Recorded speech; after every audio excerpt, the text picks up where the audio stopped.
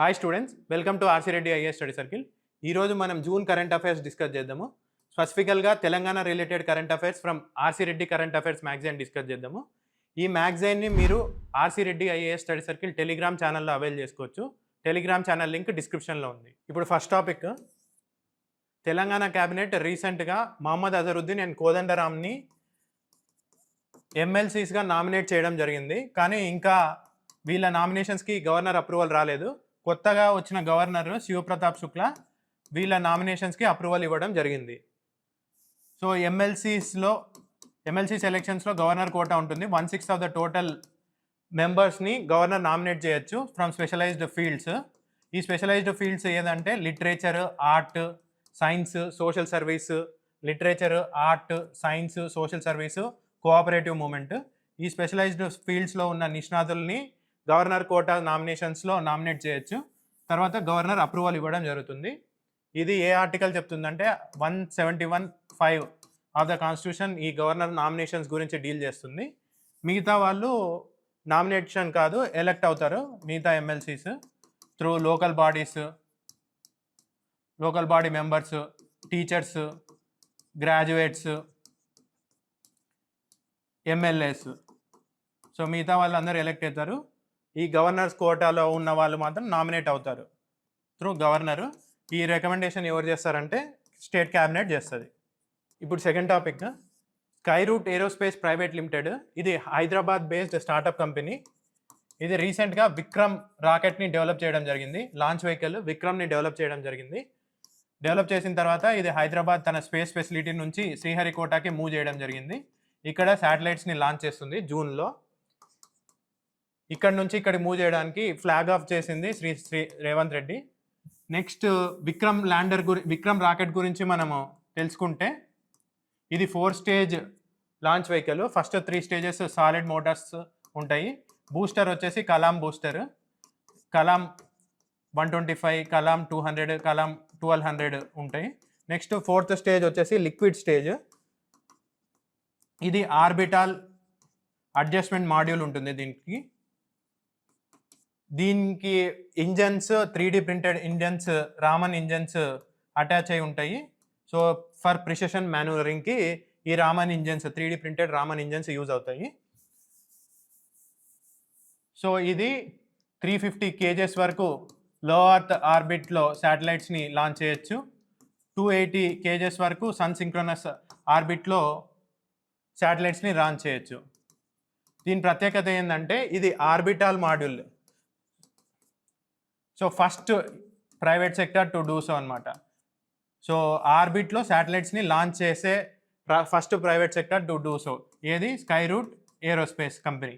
ఇప్పుడు third topic, Amrabad tiger రిజర్వ్ని better manage చేయడానికి, ఎఫిషియెంట్గా మేనేజ్ చేయడానికి ఏఐ బేస్డ్ సర్వేలెన్స్ సిస్టమ్ని ఇంట్రడ్యూస్ చేయాలని తెలంగాణ గవర్నమెంట్ అనుకుంది. So AI based surveillance system for better management of Amrabad tiger reserve. ఈ ఆమ్రాబాద్ టైగర్ రిజర్వ్ టోటల్గా 2600 కిలోమీటర్స్ దీని స్ప్రెడ్ ఉంది. ఇది largest tiger reserve in the Telangana state. దీని స్ప్రెడ్ నాగర్ కర్నూల్ అండ్ నల్గొండ డిస్ట్రిక్ట్స్లో దీని ఏరియా మనం చూడొచ్చు. ఆమ్రాబాద్ టైగర్ రిజర్వ్ నల్లమల్ల హిల్స్లో లొకేట్ అయి ఉంది. సో ఇది క్యాచ్మెంట్ ఏరియా ఆఫ్ కృష్ణా రివర్లో ఉంది. ఇంకా ఇక్కడ నుంచి మనకు వాటర్ ఫీడింగ్ అనేది శ్రీశైలం అండ్ నాగార్జున సాగర్ డ్యామ్స్కి వాటర్ ఫీడింగ్ సిస్టమ్గా కూడా ఇది యూజ్ అవుతుందని చెప్పుకోవచ్చు. ఇప్పుడు fourth topic, Telangana government 150 metres barrage, Tummidihatti బ్యారేజ్ని ప్రపోజ్ చేయడం జరిగింది. ఈ తుమ్మిడిహట్టి బ్యారేజ్ గురించి మహారాష్ట్ర అండ్ తెలంగాణ గవర్నమెంట్కి డిస్ప్యూట్స్ ఉండడం జరుగుతుంది. తెలంగాణ గవర్నమెంట్ మేము 152 మీటర్స్ తుమ్మిడిహట్టి బ్యారేజ్ని కన్స్ట్రక్ట్ చేస్తామని అంటుంటే, మహారాష్ట్ర గవర్నమెంట్ 148 మీటర్స్ బ్యారేజ్ని కన్స్ట్రక్ట్ చేయమని చెప్తుంది. కానీ మిడిల్ పాత్గా తెలంగాణ గవర్నమెంట్ ఇప్పుడు ఏమంటుందంటే 150 మీటర్స్ బ్యారేజ్ మేము కన్స్ట్రక్ట్ చేస్తాం అంటుంది. ఈ తుమ్మిడిహట్టి బ్యారేజ్ ప్రాణహిత రివర్ పైన, గోదావరి ట్రిబ్యూటరీ ప్రాణహిత రివర్ పైన కన్స్ట్రక్ట్ చేయడం జరుగుతుంది.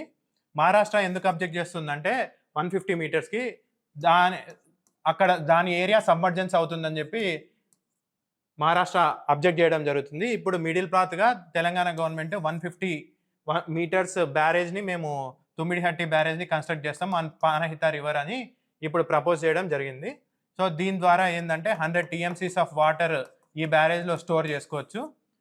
స్టోర్ చేసుకున్నాక త్రూ గ్రావిటీ శ్రీపాద ఎల్లంపల్లి ప్రాజెక్ట్కి మనం వాటర్ పంపించడానికి అవకాశం ఉంటుంది. సో పంపింగ్ కాస్ట్ తగ్గుతాయి. సో త్రూ గ్రావిటీ ద్వారా వాటర్ ఫ్లో అవుతున్నందుకు. సో ఇది ఎక్కడుందంటే కౌతాల మండలం తుమ్మిడిహట్టి బ్యారేజ్, కౌతాల మండలం ఆదిలాబాద్ డిస్టిక్లో ఈ తుమ్మిడిహట్టి బ్యారేజ్ని కన్స్ట్రక్ట్ చేయడం జరుగుతుంది. సో మనము ప్రాణహిత రివర్ తీసుకుంటే ఇది ప్రాణహిత రివర్ పైన ఉన్నాం కదా, ఇది గోదావరి యొక్క ట్రిబ్యూటరీ. సో లార్జెస్ట్ ట్రిబ్యూటరీ గోదావరికి 34% ఆఫ్ వాటర్ గోదావరి వాటర్ ఇది క్యారీ చేస్తుంది. కానీ దీని లెంత్ 113 కిలోమీటర్సే. సో అయినా కానీ ఇంత వాటర్ ఇది క్యారీ చేయడం జరుగుతుంది ఎందుకంటే combined flow of Wainganga, Wardha and Penganga. ఇప్పుడు 5th టాపిక్, ఇంకంతల గ్లాస్ ల్యాండ్స్ని కన్జర్వేషన్ రిజర్వ్గా డిక్లేర్ చేయాలని ప్రపోజల్స్ వచ్చాయి. Telangana state board for wildlife ఈ ఎంకంతల గ్లాస్ ల్యాండ్స్ని కన్జర్వేషన్ రిజర్వ్గా డిక్లేర్ చేయాలని అనుకుంటుంది. ఈ ఎంకంతల గ్రాస్ ల్యాండ్స్ వికారాబాద్ డిస్టిక్లో ఉన్నాయి. సో హైదరాబాద్ నుంచి 60 కిలోమీటర్స్ దూరంలో ఈ గ్రాస్ ల్యాండ్స్ ఉండడం జరిగింది. సో ఎందుకు దీన్ని కన్జర్వేషన్ రిజర్వ్గా డిక్లేర్ చేయాలనుకుంటున్నారు, లేకపోతే బయోడైవర్సిటీ హెరిటేజ్ సైట్గా కూడా దీన్ని డిక్లేర్ చేయాలనుకుంటున్నారు. ఎందుకంటే it is rich in biodiversity. అదే కాకుండా it is home for board watching. So ఈ ప్రిస్టీన్ ఎన్వైరన్మెంట్, బోర్డ్ వాచింగ్ ఇక్కడంతా జరుగుతుంది. సో కాబట్టి ఈ గ్రాస్ ల్యాండ్స్ని కన్జర్వేషన్ రిజర్వ్గా లేకపోతే బయోడైవర్సిటీ హెరిటేజ్ సైట్గా డిక్లేర్ చేయాలని అనుకుంటున్నారు. ఇప్పుడు 6th టాపిక్, మహువా ఫ్లవర్ ఫెస్టివల్ని రీసెంట్గా ఆదిలాబాద్ డిస్టిక్లో సెలబ్రేట్ చేసుకోవడం జరిగింది. ఈ మహువా ఫ్లవర్ అంటే దీన్ని ఇప్ప పువ్వు అని అంటారు. ఇది జామినీ విలేజ్ ఆదిలాబాద్ డిస్టిక్లో ఈ ఫెస్టివల్ని సెలబ్రేట్ చేసుకోవడం జరిగింది. ఈ మహువా ఫ్లవర్ గోండ్స్కి, కోయాస్కి చాలా secret. So it is associated with, it has economic value, spiritual value and cultural value. So అందుకనే ఇది హార్వెస్ట్ సీజన్లో ఈ ఫెస్టివల్ని సెలబ్రేట్ చేసుకోవడం జరుగుతుంది. మార్చ్, ఏప్రిల్ ఈ టైంలో సెలబ్రేట్ చేసుకోవడం జరుగుతుంది. ఇప్పుడు 7th topic, Musi river front development ప్రాజెక్ట్ని ఎక్స్పెడిషియస్గా ఇంప్లిమెంట్ చేయడానికి ఒక క్యాబినెట్ సబ్ కమిటీ ఫామ్ అయింది. ఈ క్యాబినెట్ సబ్ కమిటీ హెడ్ చేస్తున్న వాళ్ళు మల్లు బట్టి విక్రమార్క. టోటల్గా ఈ project 55 kilometres long stretch across Musi river దీన్ని ఇంప్లిమెంట్ చేయడం జరుగుతుంది. ఇది ఒక అర్బన్ రెన్యువల్ అండ్ ఎన్విరాన్మెంటల్ రిజునియేషన్ ప్రాజెక్ట్గా దీన్ని చెప్పుకోవచ్చు. సో టోటల్ 55 కిలోమీటర్స్ కదా, దీన్ని 5 ఫేజెస్లో డెవలప్ చేయడం జరుగుతుంది. ఫస్ట్ ఫేజ్ 21 కిలోమీటర్స్ స్ట్రెచ్లో ఈ ప్రాజెక్ట్ని ఇంప్లిమెంట్ చేయడం జరుగుతుంది. సో డీటెయిల్డ్ గైడ్ లైన్స్ ఏ విధంగా ఇంప్లిమెంట్ చేయాలని డీటెయిల్డ్ గైడ్ లైన్స్ ఈ క్యాబినెట్ సబ్ కమిటీ ఇప్పుడు ఇవ్వడం జరిగింది. సో ఇది ఎక్కడి నుంచి ఎక్కడి వరకు ఈ ఫస్ట్ ఫేజ్లో డెవలప్ చేస్తారంటే Osman Sagar to Bapu Ghat and Nizam Sagar to Bapu Ghat. So ఇక్కడ హ్యాబిటేషన్స్ లేవు కాబట్టి ఫస్ట్ ఇక్కడ డెవలప్ చేయడం జరుగుతుంది ఈ ప్రాజెక్ట్ని. తర్వాత వేరే ఏరియాస్కి ఎక్స్పాండ్ చేయడం జరుగుతుంది. త్రూ ఇంకా 4 ఫేజెస్ ఉన్నాయి కదా, ఫేజ్ 2, ఫేజ్ 3, ఫేజ్ 4లో వేరే ఏరియాస్కి కూడా ఈ ప్రాజెక్ట్ని ఇంప్లిమెంట్ చేయడం జరుగుతుంది. దీన్ని మేనేజ్ చేయడానికి ఒక ఏజెన్సీని స్టార్ట్ చేశారు. మూసీ రివర్ ఫ్రంట్ డెవలప్మెంట్ కార్పొరేషన్ని స్టార్ట్ చేయడం జరిగింది. ఈ ఫస్ట్ ఫేజ్ని ఫండ్ చేస్తున్నది Asian development bank. 7,000 crores Asian development bank నుంచి ఫండ్ తీసుకోవడం జరుగుతుంది. ఇప్పుడు 8th topic, prime minister India's first PM Mitra పార్క్ని ఇనాగరేట్ చేయడం జరిగింది. ఎక్కడంటే వరంగల్లో. ఈ పిఎం మిత్ర park India's first functional PM మిత్ర పార్క్. ఇది dedicated to textile sector. So టోటల్గా 1,600 crores దీనికి కేటాయించడం జరిగింది. సో 1,900 acresలో దీన్ని డెవలప్ చేయడం జరిగింది ఈ పిఎం మిత్ర పార్క్ని. 62% of the space already different ఇండస్ట్రీస్కి కేటాయించడం జరిగింది. టోటల్గా 24,000 జాబ్స్ క్రియేట్ చేయడం జరుగుతుంది ఈ టెక్స్టైల్ పార్క్ ద్వారా. మెయిన్లీ ఉమెన్కి, ఎందుకంటే textile sector mainly women work చేస్తారు కాబట్టి ఉమెన్కి ఎక్కువ జాబ్స్ క్రియేట్ చేస్తుంది ఈ పార్క్. టోటల్గా 62,000 crores ఇన్వెస్ట్మెంట్స్ని అట్రాక్ట్ చేయడం జరుగుతుంది పిఎం మిత్ర పార్క్. ఈ పిఎం మిత్ర పార్క్ 5F స్ట్రాటజీ విజన్తో ఈ పార్క్ గవర్న్ అవుతుంది. ఒకటి farm to farm to fibre, fibre to factory, factory to fashion, fashion to foreign. So 5F విజన్తో ఈ ఇంటిగ్రేటెడ్ టెక్స్టైల్ పార్క్ అనేది వర్క్ అవడం జరుగుతుంది. సో ఈ టెక్స్టైల్ పార్క్ 7 స్టేట్స్లో ఈ పార్క్ని ఎస్టాబ్లిష్ చేయాలనుకుంటున్నారు. ఫస్ట్ పార్క్ ఇక్కడ తెలంగాణ వరంగల్లో ఇనాగ్రేట్ చేయడం జరిగింది. తెలంగాణ, కర్ణాటక, తమిళనాడు, మధ్యప్రదేశ్, ఉత్తరప్రదేశ్, గుజరాత్, మహారాష్ట్ర. సో ఈ 7 స్టేట్స్లో ఈ ఇంటిగ్రేటెడ్ టెక్స్టైల్ పార్క్ అనేది డెవలప్ చేయడం జరుగుతుంది. ఇది ఈ పిఎం మిత్ర స్కీమ్ అనేది మినిస్ట్రీ ఆఫ్ టెక్స్టైల్ కిందకి వస్తుంది. ఇప్పుడు 9th topic, Telangana irrigation minister రీసెంట్గా దేవాదుల ప్రాజెక్టు 2027 ఎండింగ్ కల్లా కంప్లీట్ అవుతుందని చెప్పడం జరిగింది. అంతేకాకుండా వేరియస్ ఇరిగేషన్ ప్రాజెక్ట్స్లో కూడా ఏమన్నా హర్డిల్స్ ఉంటే దాన్ని క్లియర్ చేసి తొందరగా కన్స్ట్రక్ట్ చేయాలని అథారిటీస్కి ఇన్స్ట్రక్షన్స్ ఇవ్వడం జరిగింది. అదే కాకుండా దేవాదుల ప్రాజెక్టు ఇది 18,400 crores ప్రాజెక్టు, దీన్ని కూడా డిసెంబర్ 2027 కల్లా కంప్లీట్ చేయాలని చెప్పేసి ఇరిగేషన్ మినిస్టర్ అథారిటీస్కి ఇన్స్ట్రక్షన్స్ ఇవ్వడం జరిగింది. సో ఈ దేవాదుల ప్రాజెక్టు గోదావరి రివర్ పైన ఉంది. సో వాటర్ని ఇది దేవాదుల విలేజ్ దగ్గర లిఫ్ట్ చేసుకొని ములుగు డిస్ట్రిక్ట్ పంప్ చేసి drinking water and irrigation facilities provide చేయడం జరుగుతుంది. ఈ drinking water irrigation facilities drought prone regions and upland regions of తెలంగాణలోకి ప్రొవైడ్ చేయడం జరుగుతుంది. మోర్ దాన్ 6 lakh acresకి ఇరిగేషన్ ఫెసిలిటీస్ ప్రొవైడ్ చేయడం జరుగుతుంది. సో డ్రింకింగ్ వాటర్ ఇరిగేషన్ ఫెసిలిటీస్కి 10 districtsకి, తెలంగాణలో ఉన్న 10 districtsకి ఇవి ప్రొవైడ్ చేయడం జరుగుతుంది. For example Mulugu, Jayashankar Bhupalpally, Siddipet, Hanamkonda, Warangal, Karimnagar. So ఈ ఏరియాస్కి మొత్తం ఇది వాటర్ ప్రొవైడ్ చేయడం జరుగుతుంది, as well as irrigation facilities provide చేయడం జరుగుతుంది. ఇప్పుడు 10th topic, Telangana government Mahua flower ప్రాజెక్ట్ని లాంచ్ చేయాలనుకుంటుంది. Mahua flower or Ippa flower దీది ఫారెస్ట్ రిసోర్స్. ఈ ఫారెస్ట్ రిసోర్స్ని ప్రాసెస్ చేయడం వల్ల కమర్షియల్గా దీని బెనిఫిట్స్ ట్రైబల్ కమ్యూనిటీస్కి ఇవ్వాలనుకుంటుంది. సో దీని ద్వారా సస్టైనబుల్ లైవ్లీహుడ్స్ ట్రైబల్స్కి ప్రొవైడ్ చేయాలనుకుని గవర్నమెంట్ భావించడం జరుగుతుంది. సో ఈ ప్రాజెక్ట్కి టోటల్గా 200 crores కేటాయించడం జరుగుతుంది. 2.5 lakh ట్రైబల్స్ దీనివల్ల బెనిఫిట్ కావడం జరుగుతుంది. ఇంకోటి ఏంటంటే మహువా ఫ్లవర్ ప్రాసెసింగ్ చేయాలంటే ఎక్సైజ్ పాలసీస్ని కొంచెం ట్వీక్ చేయాల్సిన అవసరం ఉంటుంది. కొంచెం చేంజెస్ చేయాలి ఎక్సైజ్ పాలసీకి. అది కూడా చేంజ్ చేస్తామని గవర్నమెంట్ చెప్పడం జరుగుతుంది. సో ఇలా చేసి ప్రాసెసింగ్ చేసిన స్పిరిట్ ఆర్ లిక్కర్ ప్రొడక్షన్ని మార్కెట్ చేయాలి అని అనుకుంటుంది. ఏ బ్రాండ్ ద్వారా అంటే ఇప్పా ఫ్లవర్ బ్రాండ్ ద్వారా దీన్ని మార్కెట్ చేయాలనుకుంటుంది. అంతేకాకుండా ట్రైబల్స్కి హెరిటేజ్ లైసెన్సెస్ కూడా దీన్ని మ్యానుఫ్యాక్చరింగ్ చేసుకోవడానికి ఇవ్వాలి అని గవర్నమెంట్ భావించడం జరుగుతుంది. ఇంకోటి ఏంటంటే జిఐ ట్యాగ్ కూడా, ఈ స్పిరిట్కి జిఐ ట్యాగ్ తేవడానికి కూడా గవర్నమెంట్ తన శక్తిని కూడగడుతుంది. ఇప్పుడు 11th టాపిక్, రీసెంట్గా యూనియన్ మినిస్టర్ 1000 Pillar టెంపుల్లో కళ్యాణ మండపాన్ని ఇనాగరేట్ చేయడం జరిగింది. ఈ కళ్యాణ మండపాన్ని రినోవేట్ చేయడం 2006 నుంచి స్టార్ట్ అయితే ఇప్పటికీ అది కంప్లీట్ కావడం జరిగింది. సో ఈ 1000 Pillar టెంపుల్ హన్మకొండలో ఉంది. దీన్ని కన్స్ట్రక్ట్ చేసిన వాళ్ళు రుద్రదేవ. 1163 ADలో దీన్ని కన్స్ట్రక్ట్ చేయడం జరిగింది. సో ఇక్కడ త్రికూట స్ట్రెయిన్స్ డైటీస్ ఉంటారు, lord Shiva, lord Vishnu and lord Surya. ఇది 1323 ADలో ఈ కళ్యాణ మండపాన్ని డెసిక్రేట్ చేయడం జరిగింది. ఎవరంటే గియాజుద్దీన్ తుగ్లక్ ఆర్ ఉల్గు ఖాన్. సో డక్కన్ కాంక్వెస్ట్లో భాగంగా దీన్ని డిస్ట్రాయ్ చేయడం జరిగింది. ఈ టెంపుల్ని వెసరా స్టైల్లో కన్స్ట్రక్ట్ చేయడం జరిగింది. ఇప్పుడు 12th topic, ministry of housing and urban affairs 3 ప్రాజెక్ట్స్కి ఇన్ ప్రిన్సిపల్ అప్రూవల్ ఇవ్వడం జరిగింది. As part of urban challenge ఫండ్లో భాగంగా 3 ప్రాజెక్ట్స్, తెలంగాణలో 3 మేజర్ ప్రాజెక్ట్స్కి ఇన్ ప్రిన్సిపల్ అప్రూవల్ ఇవ్వడం జరిగింది. ఇది ఇచ్చింది ఫస్ట్ నేషనల్ అపెక్స్ కమిటీ, దీనికి అప్రూవల్ ఇవ్వడం జరిగింది. ఈ 3 మేజర్ ప్రాజెక్ట్స్ వచ్చేసి ఒకటి వరంగల్లో, ఒకటి కరీంనగర్లో, వరంగల్ ఒకటి, కరీంనగర్ ఒకటి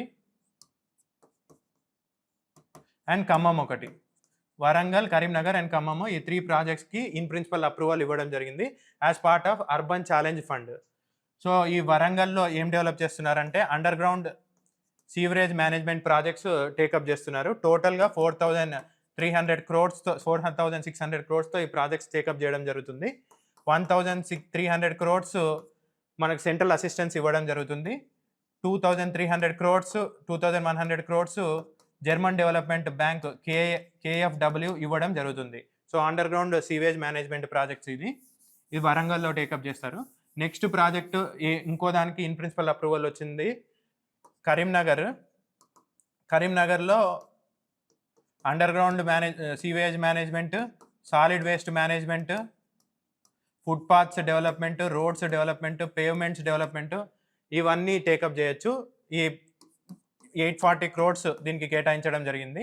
ఇంకోటి ఖమ్మంలో integrated command and control structure, AI based integrated command and control స్ట్రక్చర్కి ఇన్ ప్రిన్సిపల్ అప్రూవల్ రావడం జరిగింది. టోటల్గా 26 అర్బన్ లోకల్ బాడీస్కి ఇది స్ప్రెడ్ కావడం జరిగింది. సో అర్బన్ ఛాలెంజ్ ఫండ్ గురించి తెలుసుకోవాలనుకుంటే అర్బన్ ఛాలెంజ్ ఫండ్ టోటల్గా దీని కేటాయింపులు 1 lakh crores 2025 నుంచి 2026 నుంచి 2031 వరకు ఈ ఫండ్ అనేది కంటిన్యూ కావడం జరుగుతుంది. 1 lakh crores వీళ్ళు డిఫరెంట్ ఇన్వెస్ట్మెంట్స్ ద్వారా ఇన్వెస్ట్ చేస్తే దీన్ని ఫోర్స్ మల్టిప్లయర్గా 4 lakh crores ఇన్వెస్ట్మెంట్స్ వస్తాయని వీళ్ళు భావించడం జరుగుతుంది. సో స్ట్రాటజీ షిఫ్ట్ చేయడం జరిగింది. ఏంటంటే ఫస్ట్ అన్కండిషనల్గా లోన్స్ ఇచ్చేవాళ్ళు, అన్కండిషనల్గా మనీ ట్రాన్స్ఫర్ చేసేవాళ్ళు. ఇప్పుడు అన్కండిషనల్ నుంచి market linked and outcome oriented financing structures వైపు ఇది మూవ్ కావడం జరుగుతుంది. Prime example urban challenge fund అని చెప్పుకోవచ్చు. ఇది ministry of housing and urban affairs కింద ఈ ఫండ్ అనేది ఉంటుంది. ఇప్పుడు 13 టాపిక్. రీసెంట్గా తెలంగాణ గవర్నమెంట్ సెంట్రల్ గవర్నమెంట్ని 5000 crores అడగడం జరిగింది అండర్ శాస్కీ స్కీమ్. ఈ శాస్కీ స్కీమ్ అంటే ఏంటంటే scheme for special assistance to states for capital investments. Capital investments invest చేస్తామంటే సెంట్రల్ గవర్నమెంట్ స్టేట్ గవర్నమెంట్కి అసిస్టెన్స్ ఇస్తుంది. సో దాంట్లో భాగంగా 5000 crores అడగడం జరిగింది సెంట్రల్ గవర్నమెంట్ని.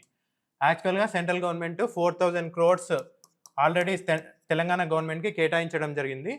ఓవర్ అండ్ అబోవ్ 4000 crores ఇప్పుడు తెలంగాణ గవర్నమెంట్ మాకు ఇంకా 5000 crores కావాలి అని చెప్పేసి సెంట్రల్ గవర్నమెంట్ని అడగడం జరిగింది. ఎందుకు అడుగుతున్నారు అంటే స్టేట్ గవర్నమెంట్ మేము క్యాపిటల్ ఇన్వెస్ట్మెంట్స్ చేస్తాము, so especially reforms in education sector చేయాలి అంటే మాకు 5000 crores కావాలి అని చెప్పేసి ఈ అసిస్టెన్స్ని అడగడం జరిగింది. సో ఎందుకు ఈ అసిస్టెన్స్ని అడుగుతున్నారంటే ఇది 50 year ఇంట్రెస్ట్ ఫ్రీ లోన్స్ అనేవి ప్రొవైడ్ చేయడం జరుగుతుంది. So interest free loans 50 years వరకు కట్టాల్సిన అవసరం లేదు. సో అలాంటి క్యాపిటల్ ఇన్వెస్ట్మెంట్స్ కోసం సో అట్లాంటి దానిలకు ఇది ఫండ్ చేయడం జరుగుతుంది. కాబట్టి తెలంగాణ గవర్నమెంట్ దీంట్లో భాగంగా 5000 crores అడగడం జరిగింది. ఇది కోవిడ్ టైంలో ఈ స్కీమ్ అనేది తేవడం జరిగింది. ఇప్పుడు అప్పటి నుంచి ఇది కంటిన్యూ అవుతూ ఇప్పుడు బడ్జెట్ అలొకేషన్స్ దీనికి మోర్ దాన్ 2 lakh crores ఉండడం జరుగుతుంది. ఇప్పుడు 14 టాపిక్. రీసెంట్గా ministry of Panchayat Raj Atmanirbhar Panchayat programme అనేది లాంచ్ చేయడం జరిగింది. దీంట్లో భాగంగా 48 villages ఫ్రమ్ తెలంగాణని ఆత్మనిర్భర్ పంచాయత్స్గా డిక్లేర్ చేయడం జరిగింది. సో ఈ panchayats more than 50 lakh annual రెవెన్యూని జనరేట్ చేయడం జరిగింది. సో ఏ విధంగా జనరేట్ చేస్తున్నారంటే కమర్షియల్ లేఅవుట్స్ వేసినందుకు వీళ్ళకు మనీ వస్తుంది. So weekly haats, weekly markets ఇవి కండక్ట్ చేయడం వల్ల వీళ్ళకు మనీ రావడం జరుగుతుంది. సో రియల్ ఎస్టేట్ వెంచర్స్ ఇవన్నీ వేయడం వల్ల వీళ్ళకు మనీ రావడం జరుగుతుంది. సో ఈ విధంగా వీళ్ళు సెల్ఫ్ సఫిషియంట్, సెల్ఫ్ రిలయంట్ పంచాయత్స్గా మారడం జరిగింది. సో ఈ విధంగా అన్ని పంచాయత్స్ని సెల్ఫ్ రిలయంట్, ఎకనామికలీ ఇండిపెండెంట్గా మారడానికి ఈ ప్రోగ్రామ్ని లాంచ్ చేయడం జరిగింది, ఆత్మనిర్భర్ పంచాయత్ ప్రోగ్రాము. ఈ 48 villages ఆర్ డిఫరెంట్ విలేజెస్ ఏవైతే దీంట్లో భాగంగా సెలెక్ట్ అయినాయో వాళ్ళు ఒక రోల్ మోడల్స్గా యాక్ట్ కావడం జరుగుతుంది. సో అదే కాకుండా వీళ్ళని ఇన్సెంటివైజ్ చేయడానికి ఆత్మనిర్భర్ పంచాయత్ అవార్డ్స్ కూడా ministry of Panchayat Raj and rural development ఇవ్వడం జరుగుతుంది ఇట్లాంటి పంచాయత్స్కి, ఏవైతే self reliant and economically independent panchayats ఉంటాయో అట్లాంటి పంచాయత్స్కి.